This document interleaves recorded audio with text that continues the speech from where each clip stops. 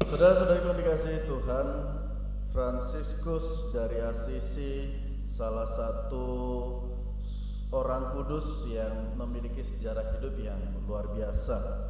Barangkali kita mengenalnya sebagai pendiri Ordo Fransiskan atau juga tokoh dalam sejarah gereja yang mampu berbicara dengan para hewan.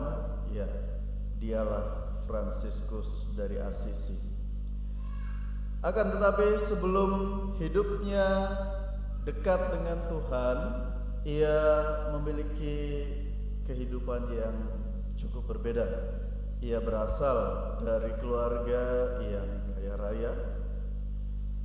Ayahnya seorang pengusaha.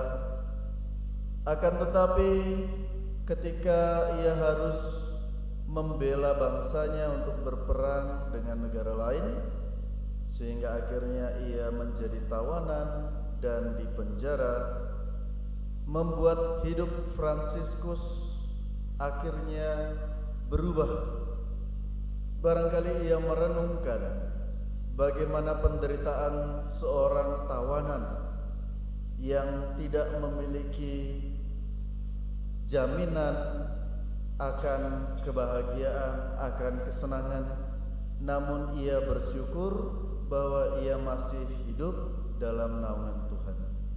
Sehingga ketika ia keluar dari tawanan, ia meninggalkan cara hidupnya yang lama. Ia tak lagi bergantung pada harta yang dimiliki orang tuanya. Bahkan ketika terdengar suara Tuhan yang menghendaki ia memperbaiki rumah kediamannya, Fransiskus segera mengambil harta miliknya untuk dijual dan digunakan untuk memperbaiki gereja.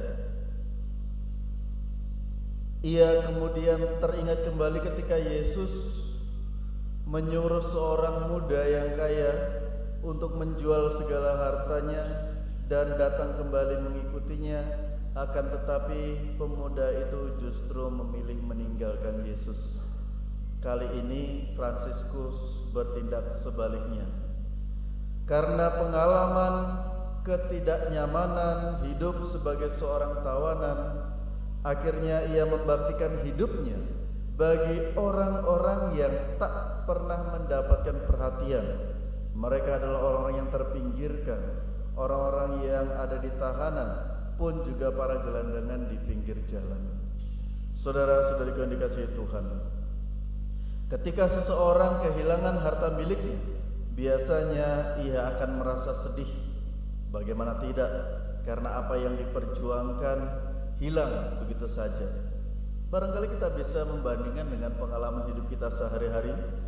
Ketika kita memberi pinjaman kepada orang yang datang menangis-nangis, namun ketika kita tagih justru kita yang dimarah.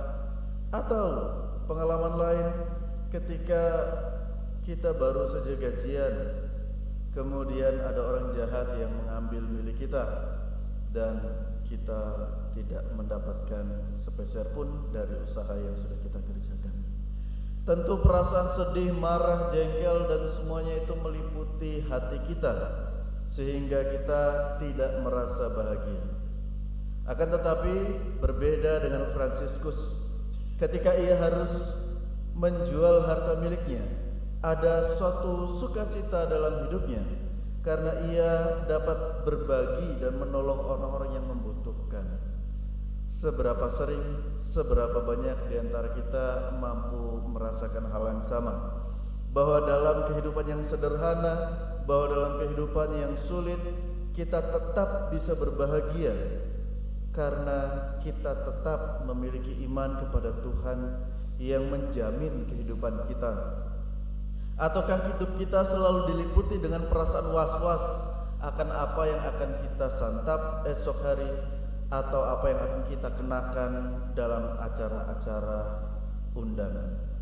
Saudara-saudari yang dikasihi Tuhan, Ayub dalam bacaan pertama diingatkan oleh Allah, apakah kamu sebagai manusia dapat melakukan hal-hal yang besar yang dilakukan Allah?